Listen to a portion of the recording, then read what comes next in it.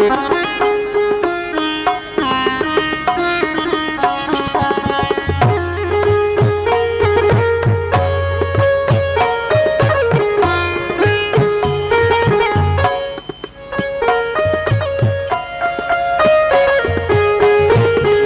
के योगी जी आ गए।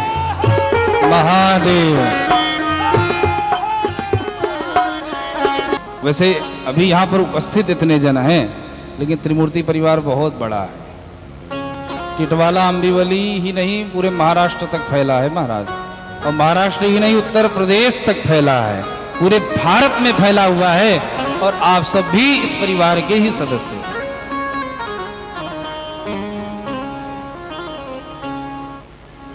तो ऐसे हमारे त्रिमूर्ति परिवार यहाँ पर उपस्थित हैं, जिन्होंने इस कार्यक्रम का संयोजन किया,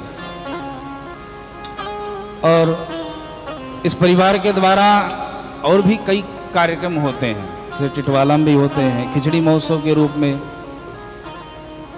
जनवरी महीने में श्री रामचरितमानस पाठ के माध्यम से वहाँ पर महाकुंभ होता है, भक्तों का महाकुंभ।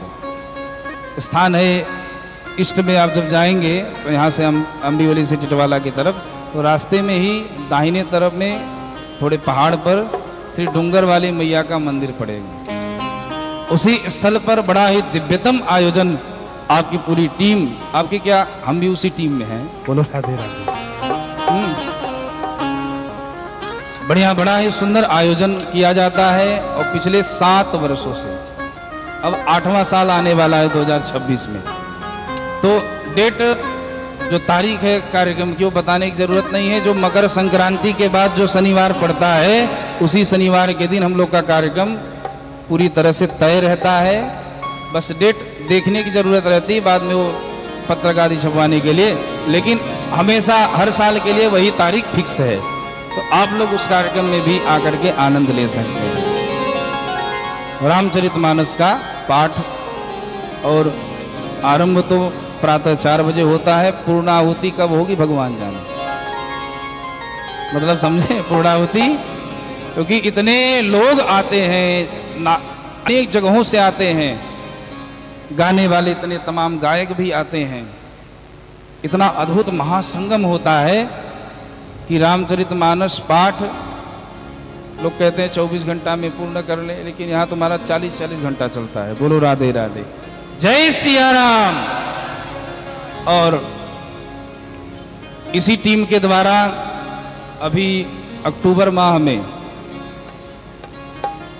नवरात्रि के ठीक बाद श्रीमद् भागवत जी की कथा एटी नगर करके है, क्षेत्र इंदिरा नगर के आगे टिटवाला में, इसी परिवार के द्वारा आयोजित की गई थी, और बड़ा ही सुंदर वहां पर भी सप्तदिवसीय श्रीमद् भागवत जी का आनंद लिया भक्तों ने।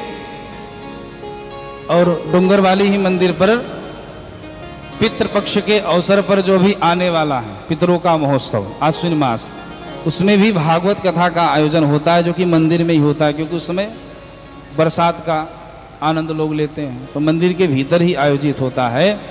बहुत ज़्यादा उस कार्यक्रम का प्रचार नहीं होता, लेकिन पितृपक्ष में होता है कार्यक्रम, हर साल होता है, उसमें भी आप सम्मिलित हो सकते हैं।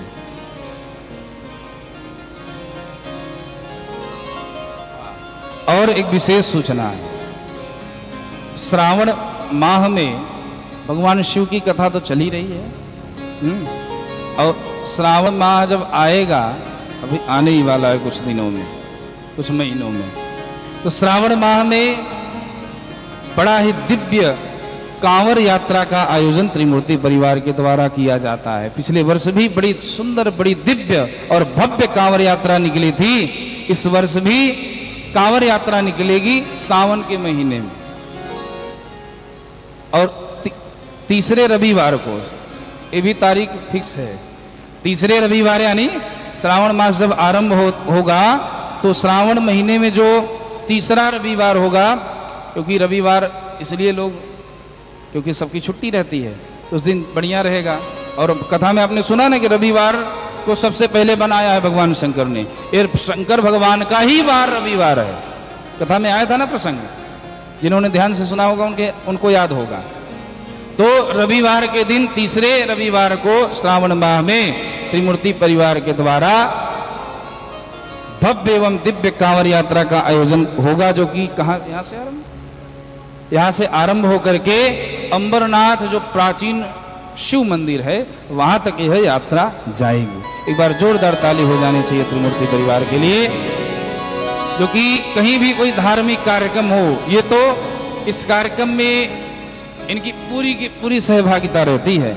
यहाँ पर तो है ही, आप लोग देख ही रहे हैं। और भी मुंबई, महाराष्ट्र में या कहीं भी कोई कार्यक्रम हो तो वहां भी